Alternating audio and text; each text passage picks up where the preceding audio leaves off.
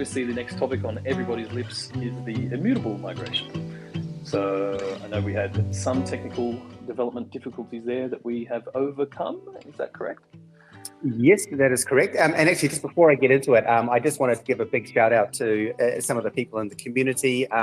Obviously, non-fungible, wonderful. I mean, I think probably 100 views on that YouTube video is me from just playing it over and over. So honestly, well done. And I have no idea how you bang the stuff out so fast. Oh my God. It took me 4 weeks to write lyrics. So, and who else did I see? I think it was VeVe did an awesome, another one of his awesome videos.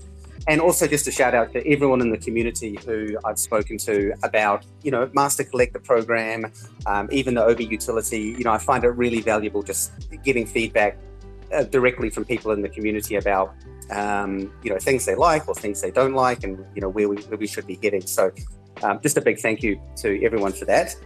Now, in terms of immutable, as Reece just mentioned, and as we covered off in the last AMA, there was some optimization issues that we needed to resolve. And happy to say that has all been fixed up now, and we've run through all of our unit tests internally, and everything is looking very good. So we're hoping that the minting, which is the next stage, is going to happen very soon, and all going well, that will start kicking off around the end of next week. I think we just need to move all of the test work into the production environment, and once that's done, we can press on. So bit of a shame on the delays, but hey man, like I always say, this is the world of development, and also we're still kind of a startup, and Immutable still kind of a startup. So obviously we're sort of bouncing around with resources and that kind of thing as well.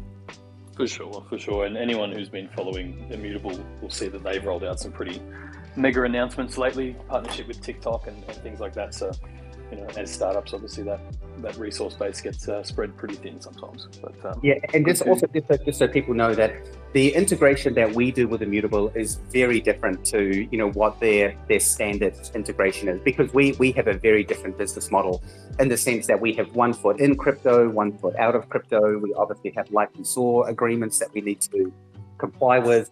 And so that's also one of the reasons that the development has taken an extended amount of time. Yeah, for sure. Good to know. And I mean, I might just take this opportunity to remind people that the minting phase, or what is known as phase 2, there is no user interaction there. You guys don't need to do anything during phase 2.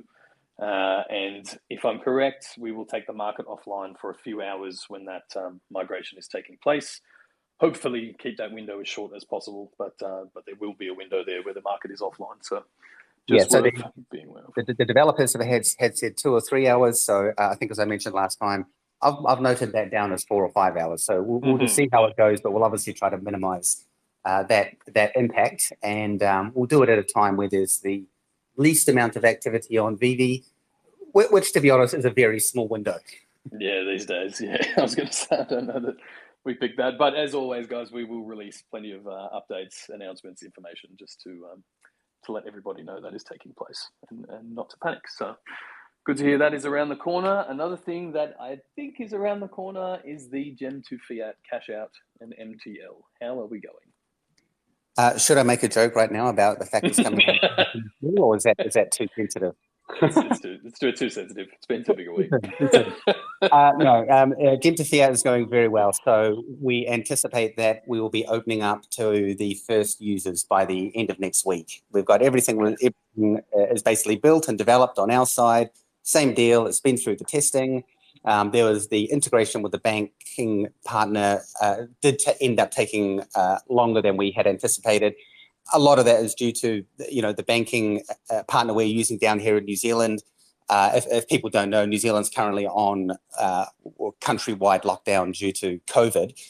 So there has been a fair few delays with their IT teams, but we managed to get through it like we always do. So yeah, very excited to get that opened up to the early few users from end of next week. And then, as we've explained, as we start to roll through those initial few users and everything starts going well, then we'll start opening it up to more and more users, and then ultimately, eventually, up to everyone. Yeah, yeah. And I think that's what most people will wait for. And do you want to just, I think we've mentioned this before, but there obviously will be a KYC process to run through. Is there anything that needs to be mentioned on that front just yet? Absolutely. I mean, you know, when we're dealing with any kind of funds or anything to do with financial instruments, the world is a very different place now from where it was 5 years ago, where, you know, nowadays, even to walk into a bank, it seems like I need to present my password and go through AML and KYC. So because we are dealing with people withdrawing funds down to their bank account, the first step of using the payout system is that you will need to go through a KYC process, and then once that has been approved, which will be a maximum of 24 hours, assuming you get approved, and then from that point you'll be able to start doing the gem to fiat. Yep, and I guess we should note that the KYC is done by that third party, or you know, by the partner. They're not by us. So any issues with KYC, don't send us tickets, I'm assuming. Yeah, we will have a lot of information on the web wallet as to what happens in that scenario. Okay, perfect. We'll release that information in due time. All right, that's awesome. Hopefully we'll see the first people in there end of next week. Now, I think a lot of people have been waiting on some app updates just to clean up the comics in the store and a few other things. I think that was expected around now. Has that gone out then, or is it close? It is very close. I just had the app build come in this morning with all of the final changes. So that's going to go through testing over the next couple of days. And yeah, I'm really excited to get that one rolled out next week. All going well, of course. Yes. Yeah, and so this update has quite a lot of new features in it. Off the top of my head, I think I might have mentioned last time, but it will be the integration of comics into the main store landing page. So you'll no longer need to use that switcher bar at the top. Comics will also show in the coming soon and latest drops section with their own banner. And obviously the comics will appear on the store landing page. In addition to that, we've made some quite big updates in the market. Number one being basically a restructure of the comics section, just to make it a lot more manageable now that we've got a lot more comics in the system.